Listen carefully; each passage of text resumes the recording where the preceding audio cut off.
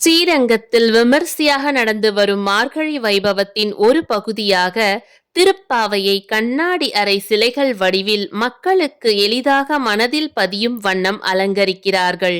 அந்த வகையில் மார்கழி 20ஆம் நாளான இன்று 20வது திருப்பாவை 33 அமரர்க்கு முன் சென்று என்ற பாசுரத்தை சிலை வடிவில் காணும் பாக்கியத்தை நாம் பெறுகிறோம். இதன் பொருள் 33 தேவர்கள் இருந்தாலும் பக்தனுக்கு கஷ்டம் என்றால் அவர்களுக்கு முன்பு ஓடிப்போய் நிற்பவர்தான் கலியுக தெய்வமாவார்.